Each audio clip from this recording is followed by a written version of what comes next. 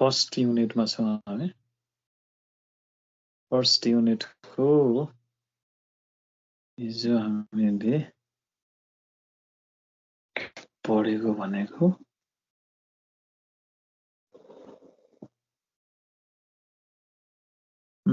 Use सम्म पढेको थियौँ हैन use of macroeconomics let me start from limitations of macroeconomics limitation त यो पर्दैन तर पनि मैले यतिकै यसमा पोइन्ट्समा राखेको छु हैन लिमिटेशन्स हाम्रो उसमा छैन लिमिटेशन्सहरुमा चाहिँ जस्तो डिपेन्डेन्स अन इन्डिभिजुअल युनिट्स भन्ने छ एउटा किन भन्दा macroeconomics also depends upon the microeconomic variables because macroeconomic variables are formed with the summation of individual units. That's why it depends upon the individual units while analyzing the macroeconomic theories हैन अर्को heterogeneous units यसको चाहिँ limitation जस्तो heterogeneous units को ठाउँमा चाहिँ हैन जस्तो चाहिँ in case of heterogeneous unit भनेको dissimilar units हैन macroeconomics does not apply macroeconomic theory does not apply भन्ने हो homogeneous units हरुमा मात्र चाहिँ के हुन्छ एप्लाई हुन्छ heterogeneous units मा चाहिँ एप्लाई हुँदैन macroeconomic theories हरु त्यसैले यो एउटा लिमिटेसन हो अर्को डिफरेन्ट इफेक्ट्स अफ एग्रिगेट्स हैन त्यो एग्रिगेट्स हरुको चाहिँ डिफरेन्ट इफेक्ट्स हुन्छ to different sectors of the economy भनेको जस्तो इन्फ्लेसन भयो सपोज इकोनोमीमा इन्फ्लेसन भयो इन्फ्लेसन भनेको चाहिँ एउटा चाहिँ के हो त म्याक्रो इकोनोमिक भेरिएबल भयो हैन अब यसको इफेक्ट भनेको चाहिँ समाजमा चाहिँ सबै वर्गलाई एउटै पर्छ भन्ने छैन के भनेको कुनै वर्गलाई इन्फ्लेसन हुँदा एकदमै फाइदा भइरहेको हुन्छ कुनै वर्गलाई चाहिँ घाटा भइरहेको हुन्छ त्यसैले गर्दाखेरि के हुन्छ भन्दाखेरि there is the word different effects of aggregate variables in the economy अर्को लिमिटेड एप्लिकेसन यसको पनि के हुन्छ एप्लिकेसन चाहिँ लिमिटेड हुन्छ हैन obviously macroeconomics macroeconomics जुनसुकै सब्जेक्टको पनि के हुन्छ त भन्दाखेरि लिमिटेड एप्लिकेसन हुने हो अनलिमिटेड कुनै पनि हुँदैन अनि अर्को it ignores the contribution of individual units obviously अब यसले चाहिँ के गर्छ भन्दाखेरि it studies about the word macroeconomic variables or economic variables in aggregate form that's why it neglects the word contribution of individual units मैले हिजो पनि example दिएको थिएँ हैन जस्तो इन्फ्लेसन हुँदाखेरि अघिको एक्जाम्पल दिउँ इन्फ्लेसन हुँदाखेरि मूल्य त बढिरहेको हुन्छ एभरेज प्राइस त तर एट द सेम टाइम कुनै एउटा पर्टिकुलर प्रोडक्टको चाहिँ के हुन सक्छ मूल्य घटिरहेको पनि हुन सक्छ त्यसले गर्दाखेरि के हुन्छ it ignores the word contribution of individual units it talks about the word macroeconomic variables in national level in an average भन्ने हो यो चाहिँ आवश्यक छैन यसको चाहिँ लिमिटेशन्समा मैले दुई चारवटा पोइन्ट राखिदिएको मात्रै हो अब हामी बल्ल एकदमै धेरै सोध्ने यो युनिटबाट चाहिँ धेरै सोध्ने क्वेशनमा आउँदैछौँ जसरी हामीले माइक्रो इकोनोमिक्समा पढ्यौँ तीनटा टाइप्सहरु हैन माइक्रो इकोनोमिक एनालाइसिसको तीनटा टाइप्सहरु एउटा चाहिँ माइक्रो स्ट्याटिक्स अनि कम्प्यारेटिभ माइक्रो स्ट्याटिक्स र माइक्रो डायनामिक्स भनेर चाहिँ पढाएको थियौँ त्यसै गरी यसमा पनि तीनवटा छ हैन म्याक्रो स्ट्याटिक्स कम्प्यारेटिभ म्याक्रो स्ट्याटिक्स र म्याक्रो डायनामिक्स जुन आज हामीले यो क्लासमा पढ्छौँ है त let me start from static analysis है स्ट्याटिक एनालाइसिसबाट स्टार्ट गरौँ माइक्रोको कतिको सम्झनु भएको छ हैन माइक्रो स्ट्याटिक्स भनेको चाहिँ के गर्थे त भन्दा micro statics is a type of micro economic analysis that deals with the equilibrium point formed in the market at a particular point of time भनेर चाहिँ हामीले पढेका थियौं हैन micro economics or micro statics it deals with the what it gives the what still picture of the market भनेर चाहिँ हामीले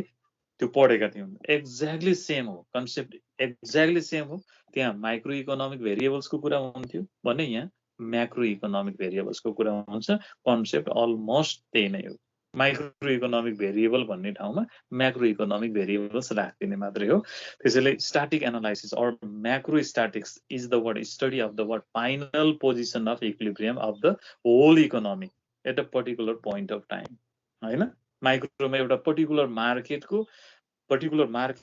एउटा पर्टिकुलर टाइम पिरियडमा चाहिँ कसरी चाहिँ भएको चाहिँ इक्विलिब्रियम पोइन्टलाई चाहिँ यसले स्टडी गर्थ्यो भने अब म्याक्रो स्ट्याटिक्सले चाहिँ के गर्छ त भन्दाखेरि is the study of final position of equilibrium of the whole economy है इकोनोमी एज अ होलमा हैन कसरी इकोनोमी चाहिँ इक्विलिब्रियममा रहन्छ त हैन एउटा चाहिँ पोइन्ट अफ टाइममा इकोनोमीले एटेन्ड गरेको इक्विलिब्रियम पोइन्टलाई यसले चाहिँ के गर्छ एक्सप्लेन गर्ने काम गर्छ यसले स्टडी गर्ने काम गर्छ हैन it shows a still picture of the economy as a whole हैन जसरी माइक्रो स्ट्याटिक्सले चाहिँ के दिन्थ्यो it gives the word still picture of the market हैन त्यो इक्विलिब्रियम पोजिसनलाई फाइनल इक्विलिब्रियम पोजिसन मार्केटको लागि चाहिँ यसले स्टडी गर्थ्यो भने म्याक्रो स्ट्याटिक्सले चाहिँ के गर्छ त भन्दाखेरि इकोनोमी एज अ होलले हैन एउटा पर्टिकुलर पोइन्ट अफ टाइममा एटेन्ड गरेको इक्विलिब्रियम पोजिसनलाई यसले एक्सप्लेन गर्ने काम गर्छ यसले एनालाइसिस गर्ने काम गर्छ so it shows a stationary picture of the economy as a whole. It also investigates the relationship between macroeconomic variables in the final position of equilibrium, but it does not tell about the process of adjustment to the final equilibrium. How the final equilibrium is attained, it is not concerned in the word macrostatics. Macrostatics ले चाहिँ केवल के गर्छ त भन्दाखेरि finally जुन equilibrium position छ इकोनोमीले एटेन्ड गरेको equilibrium position at a particular point of टाइममा हो त्यसलाई चाहिँ यसले के गर्छ स्टडी गर्ने काम गर्छ यसले एक्सप्लेन गर्ने काम गर्छ यसले एनालाइसिस गर्ने काम गर्छ so it gives the word still picture of the whole economy हैन होल इकोनोमीको एउटा चाहिँ के त still picture assuming that there is no change at all there is no change in macro economic variables हैन यसले के एज्युम गर्छ त भन्दाखेरि there is no change in macro economic variables and it explains the word final equilibrium position of the economy as a whole हैन but it does not talk about the process by which that final equilibrium point is attained हैन is formed भन्ने कुरा चाहिँ यसले गर्दैन केवल particular point of टाइममा देखिएको फाइनल इक्विलिब्रियम पोइन्टलाई एक्सप्लेन गर्ने काम गर्छ भन्ने हो अब त्यहाँ हामीले डिमान्ड र सप्लाईको कुरा गरेका थियौं हैन माइक्रो स्ट्याटिक्समा भने अब यहाँ चाहिँ के हुन्छ यो एग्रिगेट डिमान्ड र एग्रिगेट सप्लाईको कुरा हुन्छ it can be further explained with the help of the following diagram अथवा यसलाई चाहिँ हामीले के गर्न सक्छौं त भन्दाखेरि यो किन्सियन इक्वेसन युज गरेर हामीले यसलाई चाहिँ इक्विलिब्रियम देखाउन सक्छौं जस्तो यो तपाईले पढ्नुहुन्छ पछाडी पढ्नुहुन्छ हैन अहिले चाहिँ तपाईले चाहिँ y = c + i भन्ने चाहिँ यो इक्वेसनलाई बुझ्नु पर्यो हैन इकोनोमीमा के हुन्छ भन्दाखेरि किन्सले के भनेको छ भन्दाखेरि equilibrium national income is determined at a point where aggregate demand equals aggregate supply aggregate demand equals to aggregate supply हुँदाखेरि के हुन्छ नेशनल इन्कम डिटरमाइन हुन्छ नेशनल आउटपुट डिटरमाइन हुन्छ भनेर जेएम किन्सले भनेको छ तपाईहरुले चाहिँ त्यो नेशनल इन्कम डिटर्मिनेसन मोडल चाहिँ तपाईले पढ्नुहुन्छ पछाडी त्यसमा चाहिँ डिटेलमा अहिले हामी यो कुरा जान्नु पर्दैन मैले केवल यसले के भन्छ भन्ने कुराहरु मात्रै यहाँ बुझाउन खोजेको एग्रिगेट डिमान्ड भनेको किन्सियन इकोनोमिक्समा हामीले चाहिँ के बुझ्छौं त भन्दाखेरि C + I यो टु सेक्टर इकोनोमीमा जहाँ चाहिँ हाउसहोल्ड सेक्टर र बिजनेस सेक्टर मात्रै छ भने C + I consumption expenditure plus investment expenditure भनेको एग्रिगेट डिमान्ड हो भने एग्रिगेट सप्लाई भनेको के हुन्छ यो एग्रिगेट सप्लाई भनेको टोटल आउटपुट हो अथवा टोटल इन्कम हो यो त्यसैले गर्दाखेरि यसलाई हामीले रिअरेन्ज गर्दाखेरि y = C + I यो हुँदाखेरि के हुन्छ इकोनोमी इक्विलिब्रियममा रहन्छ भनेर किन्सले भनेको छ र त्यो इक्वेसनलाई हामीले यहाँनिर युज गर्छौं हैन यो फेरि एकैचोटी चाहिँ मैले यहाँ डिस्क्राइब गर्दाखेरि तपाईले बुझ्नुहुन्न भनेर मैले थोरै चाहिँ यो बताइदिएको यसको पछाडीको चाहिँ कुरा अब हेर्नुस् त यो कन्जम्सन कर्भ, अब यो कन्जम्सन कर्भ हो, अब यो किन यस्तो भयो भन्ने कुराहरु कन्जम्सन थ्योरी तपाईले पढ्न बाँकी नै छ। यो अहिले चाहिँ सबै बुझाउन थालियो भने यो चाहिँ यो यहाँ सम्भव छैन। c equals to a plus by भन्ने चाहिँ एउटा इक्वेसन हो यो हैन। यसको चाहिँ के हुन्छ, यो इन्टरसेप्ट पार्ट हो, इन्टरसेप्ट पार्ट भनेको यो हो, a हो हैन। अनि b भनेको चाहिँ यसको चाहिँ के हुन्छ, स्लोप हुन्छ। y भनेको चाहिँ के हो त, डिस्पोजेबल इन्कम हो। त्यसैले यो चाहिँ भनेको के हो त, किन्सियन कन्जम्सन फंक्सन हो के, किन्सियन कन्जम्सन फंक्सन भनेर चाहिँ तपाईले पछि पढ्नुहुन्छ है। कन्जम्सन फंक्सन हो, जस कन्जम्सन कर्भ हो यो भनेर चाहिँ बुझ्नुस् अहिले हैन। अनि अर्को चाहिँ सेक्टरको चाहिँ एक्सपेन्डिचर भनेको के हो त, इन्भेस्टमेन्ट हो हैन। बिजनेस सेक्टरले त के गर्छ, इन्भेस्टमेन्ट गर्नु पर्यो नि हैन, इन्भेस्टमेन्ट गर्छ। हाउसहोल्ड सेक्टरले कन्जम्सन गर्छ, बिजनेस सेक्टरले इन्भेस्टमेन्ट गर्छ। र त्यो इन्भेस्टमेन्टलाई पनि हामीले जोड्यौं भने हैन, इन्भेस्टमेन्टलाई पनि जोड्यौं भने c प्लस i हुन्छ र यो consumption curve will shift upward parallelly हैन। And this is the what, aggregate demand. In fact two sector इकोनोमीको एग्रिगेट डिमान्ड हो यो हैन। र अनि यो 45 डिग्री जुन एंगलको लाइन छ यसले चाहिँ के दिन्छ त भन्दाखेरि यो भनेको चाहिँ एग्रिगेट सप्लाई हो, अथवा त्यो भनेको चाहिँ टोटल इन्कम अथवा आउटपुट इक्वल्स टु यो के हो त, एग्रिगेट सप्लाई हो त्यो हैन। यो 45 डिग्रीको लाइन यो चाहिँ के हो त, एग्रिगेट सप्लाई हो। अब एग्रिगेट सप्लाई र एग्रिगेट डिमान्ड चाहिँ के छ, पोइन्ट ई मा इन्टरसेक्सन भएको छ हैन। Here aggregate demand curve c plus i हैन, c plus i and aggregate supply curve, that is 45 degree angle line, are intersected to each other at the point E where OY, national income, is determined in the economy. And this is the what, final equilibrium point formed in the economy at a particular point of time, and it is explained by the macro statics. It gives the still picture of the economy as a whole. यो कुरा हो हैन। Aggregate demand curve भनेको c plus i curve हो, यो aggregate demand curve भयो। अनि यो 45 डिग्री लाइन भनेको चाहिँ के हो त, एग्रिगेट सप्लाई कर्भ हो। यो दुईटा एग्रिगेट डिमान्ड र एग्रिगेट सप्लाई कर्भ ई भन्ने पोइन्टमा चाहिँ के छ, इन्टरसेक्सन भएको छ र त्यो पोइन्टमा नेसनल इन्कम ओवाई डिटरमाइन भएको छ। यो हामीले किन्सियन इक्वेसन अथवा किन्सियन थ्योरी युज गरेर म्याक्रो स्ट्याटिक्सलाई एक्सप्लेन गरिएको हो। के गर्छ त म्याक्रो स्ट्याटिक्सले, कस्तो अध्ययन गर्छ त हैन। यसले चाहिँ के को अध्ययन गर्छ, यो कस्तो चाहिँ खालको म्याक्रो एनालाइसिस हो त भनेर चाहिँ हामीले हेर्नको लागि यो किन्सियन इक्वेसन युज गरेको मात्रै हो हैन। किन्सले के भन्छ त भन्दाखेरि, equilibrium national income is determined at a point where aggregate demand equals aggregate supply in the economy, and that is the word equilibrium national income, that is the word equilibrium of the economy. And here C plus I curve represents the word aggregate demand curve, and 45 degree line that represents the word aggregate supply curve, and these two curves are intersected at the point E where OY, national income, is determined, and this is the what, final equilibrium point हैन। यो भनेको final equilibrium point हो, that is formed at a particular point of time हैन, and it is explained by macro statics. बुझ्नुहुन्छ यो? Hello हजुर, के भछ, निन्द्रा त लाग्दैन नि? छैन। बुझिन्छ यो? बुझिन्छ कि बुझिँदैन? म्याक्रो स्ट्याटिक्सले हैन, म्याक्रो स्ट्याटिक्सले अरु चाहिँ केही नबुझ्नु, सर्टमा के बुझ्नुस् भन्दा म्याक्रो स्ट्याटिक्सले इकोनोमीमा हैन देखिएको एउटा पर्टिकुलर पोइन्ट अफ टाइममा देखिएको फाइनल इक्विलिब्रियम पोइन्टलाई स्टडी गर्छ। फाइनल इक्विलिब्रियम पोइन्ट अथवा इकोनोमी इक्विलिब्रियममा कति बेला जान्छ त भन्दाखेरि जब aggregate demand is equal to aggregate supply हुन्छ।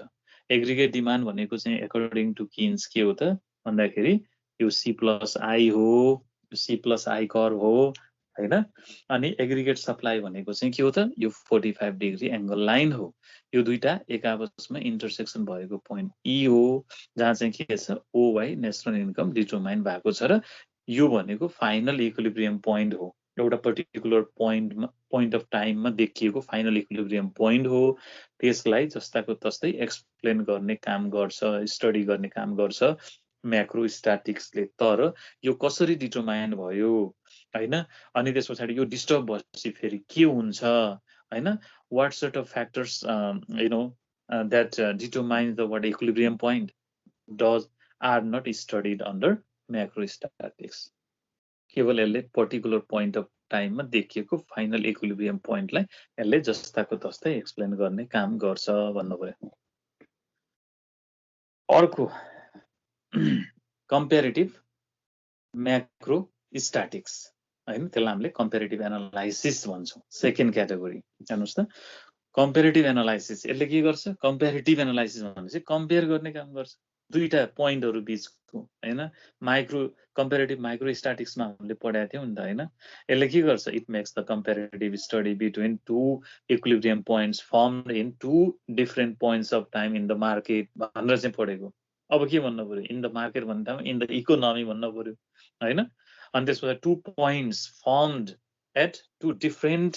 Points of time in the economy हैन त्यसको बीच चाहिँ के हो त कस्ता खालका चाहिँ सिमिलरिटिजहरु छ कस्ता खालका डिफरेन्सेसहरु छ ती कुराहरुको चाहिँ कम्पेरिटिभ स्टडी गर्ने म्याक्रो इकोनोमिक्स भनेको चाहिँ के हो त कम्पेरिटिभ म्याक्रो स्ट्याटिक्स हो हैन so comparative analysis or comparative macro statics is concern with the word comparative study of different equilibrium positions attained by the economy as a result of change in macro economic variables किन भन्दा अघिको चाहिँ जुन हामीले एउटा point लिएका थियौं ई त्यो ई भन्ने पोइन्ट चाहिँ सधैँभरि चाहिँ इक्विलिब्रियममा त रहँदैन किन भन्दा यो वर्ल्ड त के छ डाइनामिक छ सेकेन्डमा चेन्ज भइरहेको छ यो भेरिएबल्सहरु चेन्ज हुन्छ अब त्यहाँनिर चाहिँ डिमान्ड एग्रिगेट डिमान्ड अथवा एग्रिगेट सप्लाईमा चाहिँ थोरै चेन्ज आउने बित्तिकै के हुन्छ त्यो पोइन्ट त डिस्टर्ब हुन्छ हैन अनि फेरि अर्को पोइन्ट फर्म हुन्छ फाइनल्ली र यस्ता चाहिँ पोइन्टहरु चाहिँ विभिन्न चाहिँ इक्विलिब्रियम पोइन्टहरु फर्म हुँदै जान्छन् किन भन्दा त्यहाँ चाहिँ there is the word free interplay between demand and supply हैन एन्ड त्यसले गर्दाखेरि के हुन्छ इक्विलिब्रियम पोइन्टहरु चाहिँ फर्म हुँदै जान्छ with the passage of time हैन र यो चाहिँ कम्पेरिटिभ म्याक्रो स्ट्याटिक्सले के गर्छ त भन्दाखेरि it makes the what comparative study between the what two equilibrium points formed in the economy at two different points of time हैन comparative study गर्छ what sort of similarities are there what sort of differences are there so in this way it makes the what comparative study between two different equilibrium points. So it compares the new and old equilibrium attained by the economy at two different points of time, but it does not deal with the transitional period and process involved in the movement from one equilibrium point to another. अघिको चाहिँ जुन equilibrium point थियो नि ई भन्ने हैन त्यो disturb भयो कुनै कारणबाट एग्रिगेट डिमान्ड बढेर हुन सक्छ अथवा घटेर हुन सक्छ एग्रिगेट सप्लाई बढेर हुन सक्छ घटेर हुन सक्छ यसले के गर्दिन्छ त भन्दाखेरि त्यो एउटा इक्विलिब्रियम पोइन्टलाई डिस्टर्ब गर्दिन्छ हैन डिस्टर्ब हुन्छ त्यो अनि त्यसपछि के हुन्छ त there is the word free interaction between demand and supply aggregate demand and aggregate supply and finally another equilibrium point will be formed and so it compares between the what new and old equilibrium points but does not explain the process by which new equilibrium point is formed हैन त्यो mic unmute भएछ कसको mute गर्दिनु कसको hello disturb हुन्छ त्यस्तो नगर्दिनुहोस् हैन यो अब त्यसमा चाहिँ यसको इन्भल्भ यो प्रोसेसलाई ट्रान्जिसनल पिरियडमा भएको चाहिँ जुन प्रोसेसहरु छ नि डिसइक्विलिब्रियम सिचुएसनहरु त्यसलाई चाहिँ एक्सप्लेन गर्दैन यसले हैन यसले कम्पेयर गर्ने काम मात्रै गर्छ त्यो प्रोसेसलाई एक्सप्लेन गर्छ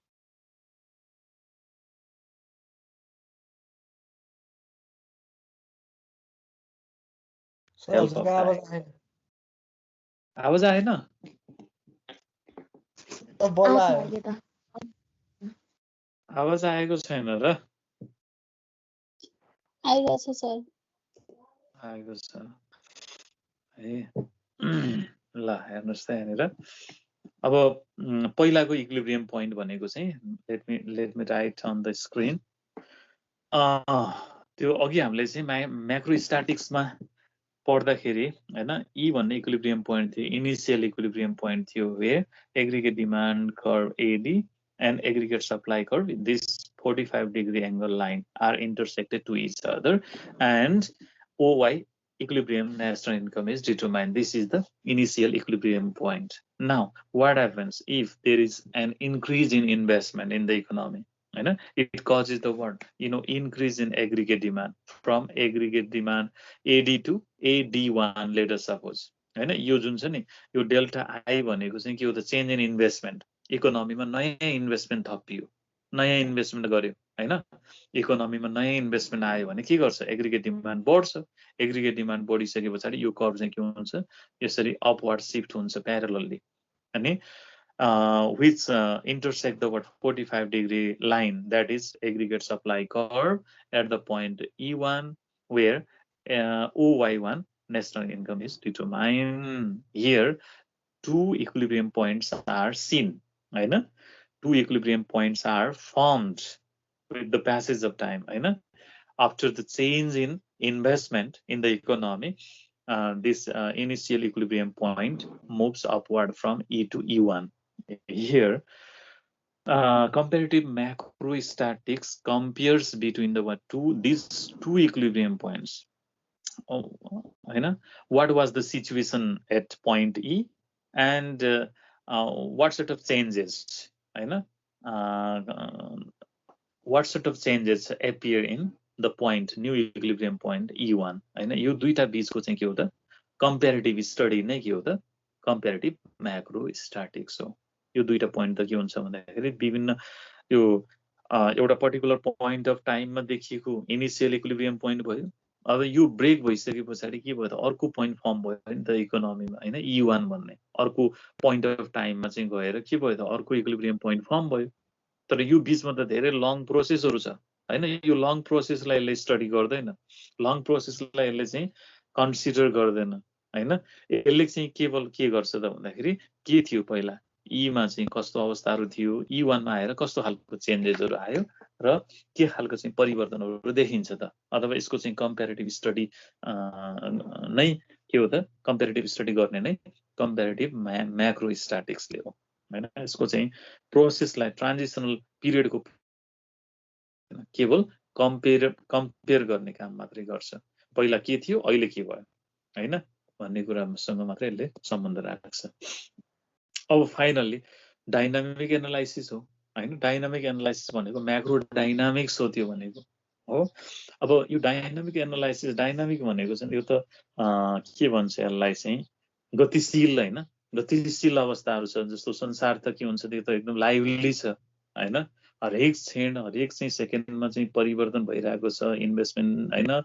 कन्जम्सन त्यस्तै चाहिँ एग्रिगेट सप्लाई हैन इन्कम सबै चाहिँ के छ भन्दाखेरि परिवर्तनशील छ एकै ठाउँमा रहँदैन यी कुराहरु हैन त्यसै के हुन्छ त भन्दाखेरि टाइम एन्ड अगेन यो परिवर्तन भइरहन्छ सेकेन्डमा परिवर्तन भइरहन्छ र यसले गर्दाखेरि के हुन्छ भन्दाखेरि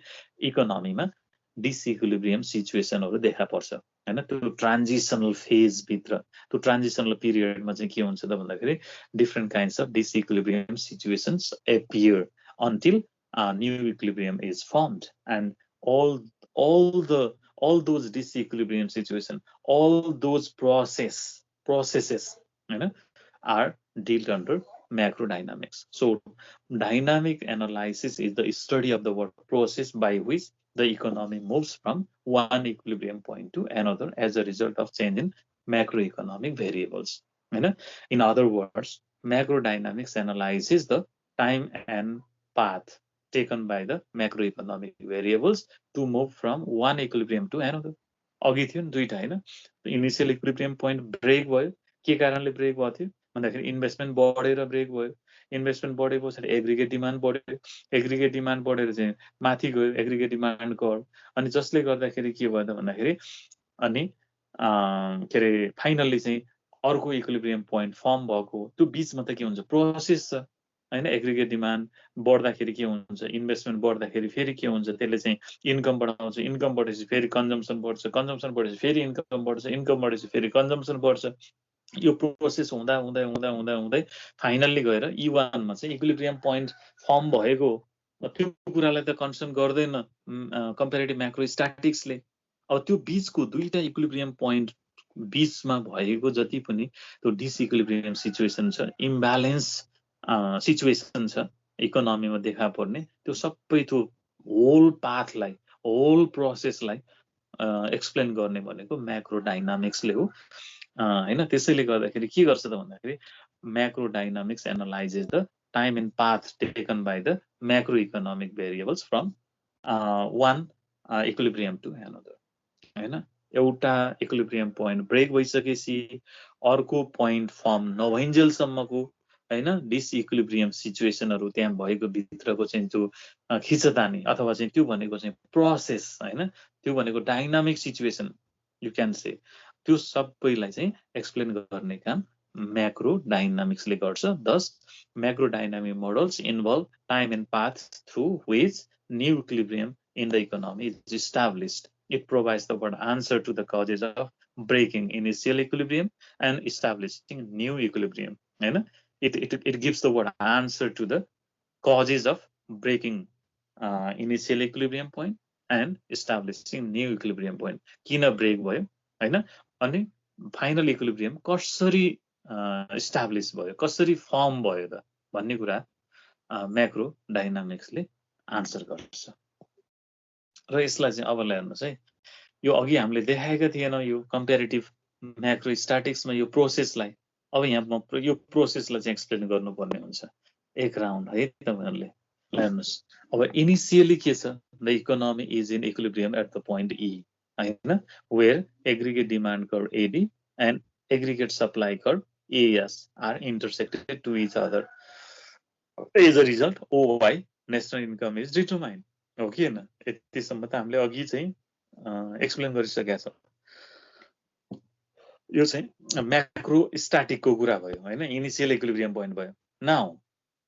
late us suppose investment increases by delta I in the economy हैन न्यू इक्विलिब्रियम आयो इकोनोमीमा भने यसले के गर्छ भन्दाखेरि इकोनोमीमा जतिले चाहिँ के भयो इन्भेस्टमेन्ट बढेको छ त्यतिले नै के गर्छ नेशनल इन्कम बढ्छ यसरी यहाँ आउँछ यो चाहिँ के हो इन्भेस्टमेन्ट हो डेल्टा आई हो यो है ई बाट ए सम्मको अनि त्यसले गर्दा नेक्स्ट टाइममा चाहिँ के हुन्छ भन्दाखेरि त्यतिले चाहिँ के हुन्छ भन्दाखेरि नेशनल इन्कम बढ्छ from Y to Y y1 यहाँ भयो y2 भनौँ है यसलाई y2 हैन यसरी बढ्यो अनि त्यसले गर्दाखेरि के हुन्छ भन्दाखेरि इकोनोमीमा तपाईले चाहिँ के बुझ्नु पर्यो भने इकोनोमीमा विभिन्न सेक्टर्सहरु हुन्छ के हैन जस्तो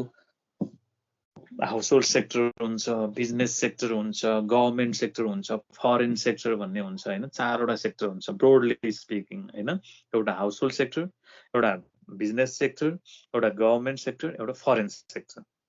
हाउसहोल्ड सेक्टर चाहिँ के हो त कन्जम्सन गर्ने चाहिँ हैन मुख्य चाहिँ के हो त हाउसहोल्ड सेक्टरले गर्छ कन्जम्सन बिजनेस सेक्टरले के गर्छ इन्भेस्टमेन्ट गर्छ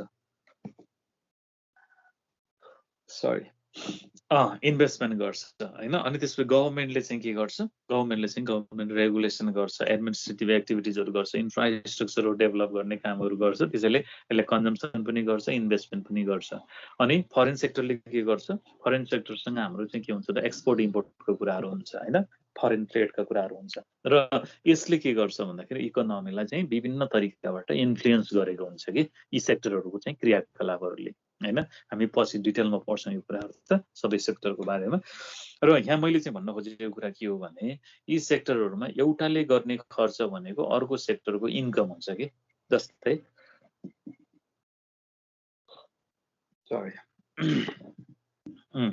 जस्तै हाउसहोल्ड सेक्टर सुन्नुस् है यहाँनिर है म माथि लेखेको छु एउटा हाउसहोल्ड सेक्टर र बिजनेस सेक्टर छ सपोज इकोनोमीमा यो दुईटा बीच इन्टरेक्सन कस्तो हुन्छ त भन्दाखेरि हाउस होल्ड सेक्टरले के गर्छ फ्याक्टर इनपुट्सहरू चाहिँ बिजनेस सेक्टरलाई दिन्छ अनि बिजनेस सेक्टरले के गर्छ फाइनल आउटपुटहरू चाहिँ प्रड्युस गरेर मार्केटमा ल्याउँछ र हाउस होल्ड सेक्टरले के गर्छ कन्ज्युम गर्ने हो हैन अनि एट द सेम टाइम हेर्नुहोस् त यसले चाहिँ फ्याक्टर इनपुट्सहरू यता दिँदाखेरि यसले चाहिँ सँगसँगै के हुन्छ त भन्दाखेरि यसले फ्याक्टर्स इन्कम पाउँछ हैन रेन्ट इन्ट्रेस्ट प्रफिटहरू चाहिँ पाउँछ बिजनेस सेक्टरबाट बिजनेस सेक्टरले गरेको जुन खर्च छ नि त्यो भनेको चाहिँ के हो त हाउस होल्ड सेक्टरको इन्कम हुन्छ हो अनि फेरि यो हाउस होल्ड सेक्टरले गरेको जुन इन्कम छ नि बिजनेस सेक्टरबाट आएको चाहिँ जुन मनी फ्लो छ नि त्यो फेरि चाहिँ के हुन्छ त भन्दाखेरि कन्जम्सन एक्सपेन्डिचरको रूपमा चाहिँ के हुन्छ it flows back to the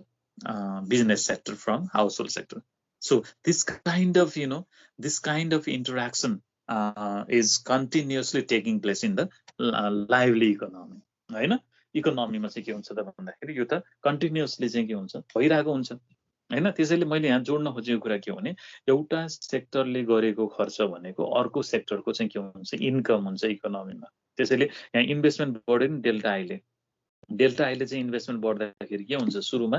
त्यसले चाहिँ इन्कम बढाइदिन्छ किन भन्दा इन्भेस्टमेन्ट गर्दाखेरि अर्को सेक्टरले इकोनोमीको अर्को सेक्टरले चाहिँ त्यति नै बराबरको चाहिँ के हुन्छ इन्कम जेनेरेट गरेको हुन्छ इन्भेस्टमेन्ट गर्दाखेरि त्यसैले यति OY-बाट OY2 मा चाहिँ के हुन्छ इन्कम जान्छ हैन अनि इन्कम बढिसके पछाडि नेक्स्ट स्टेपमा के हुन्छ बुझ्नुहोस् है कन्जम्सन भनेको चाहिँ के हो त भन्दाखेरि यो पोजिटिभ फङ्सन अफ इन्कम हो कि भनेको इन्कम जति बढ्यो इन्कमलाई वाइले डिनोट गरिन्छ जेनरली कन्जम्सन पनि बढ्छ भन्ने हो कि इन्कम बढ्दाखेरि कन्जम्सन पनि बढ्छ इन्कम घट्दाखेरि कन्जम्सन पनि घट्छ त्यसले गर्दाखेरि हेर्नुहोस् है नेक्स्ट टाइममा के हुने भयो त यतिले कन्जम्सन बढ्ने भयो कि यो BC बराबर सानो पोर्सन छ नि माथि भर्टिकल लाइन BC बराबरले चाहिँ के हुन्छ कन्जम्सन बढ्छ अब फेरि कन्जम्सन बढ्दाखेरि के हुन्छ अर्को समयमा फेरि नेक्स्ट टाइममा चाहिँ के हुन्छ फेरि इन्कम बढ्छ कन्जम्सन गर्दाखेरि हाउस होल्ड सेक्टरको एक्सपेन्डिचर हो नि त्यो हाउस होल्ड सेक्टरको एक्सपेन्डिचर भनेको फेरि अर्को सेक्टर बिजनेस सेक्टरको चाहिँ के हुन्छ इन्कम हुन्छ अघि मैले भने जस्तै त्यसले गर्दाखेरि फेरि इन्कम बढ्छ यसरी यसलाई चाहिँ C अनि यसलाई D भन्यो भने CD बराबरले चाहिँ फेरि इन्कम बढ्छ अनि फेरि इन्कम बढेपछि फेरि के हुन्छ कन्जम्सन बढ्छ यसरी गर्दै गर्दै यो के हुन्छ विभिन्न चाहिँ यो विथ यो फाइनली चाहिँ के हुन्छ त भन्दाखेरि E1 मा गएर इक्विलिब्रियममा हुन्छ एग्रिगेट डिमान्ड र एग्रिगेट सप्लाई एक आपसमा चाहिँ के हुन्छ बराबर हुन्छ E1 मा र यो होल पाथ छ नि EABCD हुँदै यो बिचको जुन होल पाथहरू छ डिसइक्विलिब्रियम कन्डिसन्सहरू छ दे आर एक्सप्लेन्ड हैन they are explained by the macro dynamics यो कुरा हो भन्नुहोस् यो अझै इम्पोर्टेन्ट छ बढी म्याक्रो डाइनामिक्स बुझ्नुभयो बुझ्नु भएन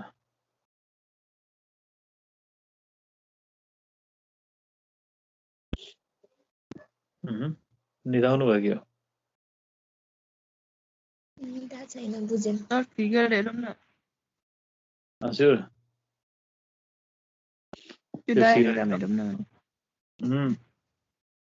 डायग्राम हेर्ने मात्र कि एक्सप्लेन पनि गरौँ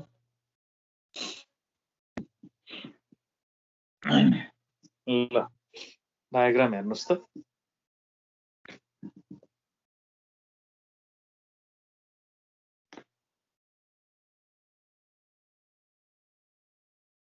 एक्सप्लेन गर्नुपर्छ यसलाई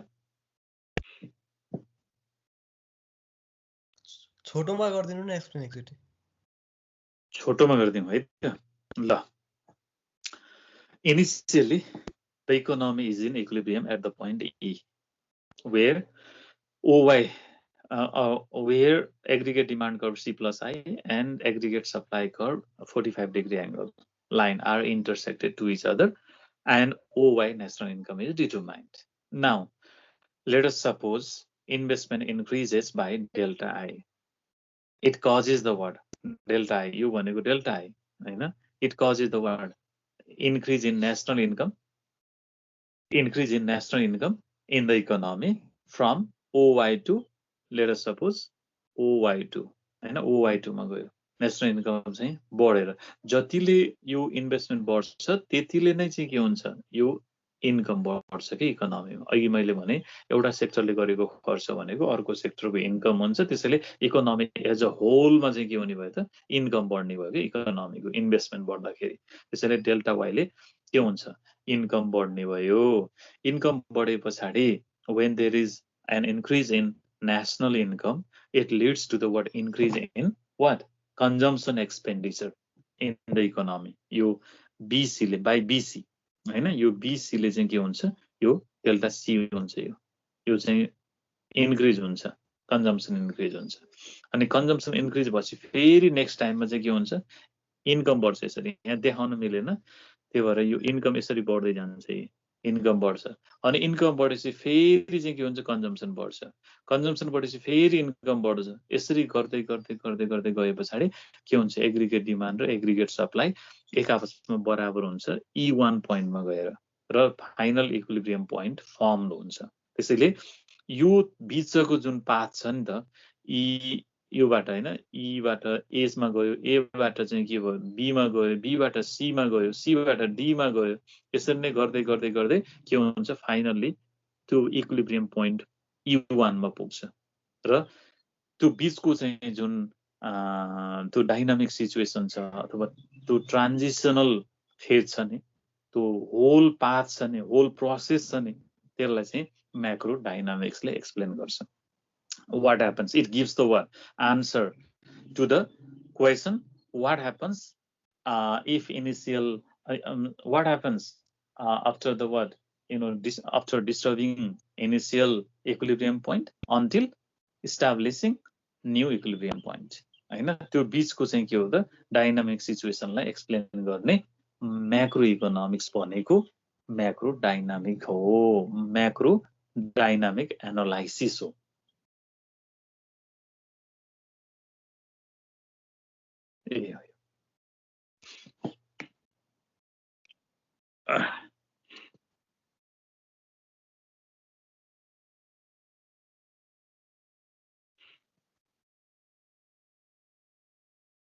macro economics and business environment र अब यो तीनवटा एकदमै इम्पोर्टेन्ट छ। एउटा चाहिँ सोध्छ त तपाईँलाई युनिटबाट स्ट्याटिक एनालाइसिस त त्यति चाहिँ सोध्दैन हैन, सोधिहाल्यो भने गाह्रो भएन। यो कम्पेरिटिभ र डाइनामिक्स नै हो, मेन कुरा डाइनामिक्स हो हैन। डाइनामिक्सहरु चाहिँ र कम्पेरिटिभ म्याक्रो स्ट्याटिक्स पनि धेरै सोध्ने गर्छ।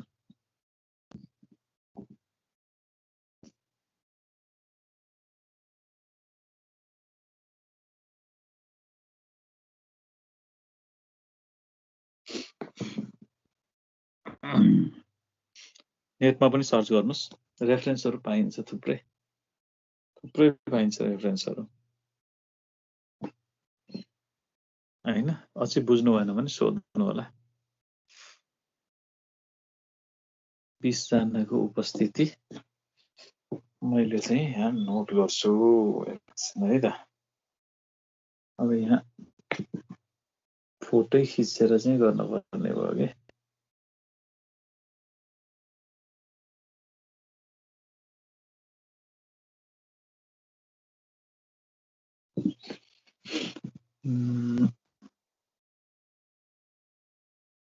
ल आजलाई यति गरौँ त।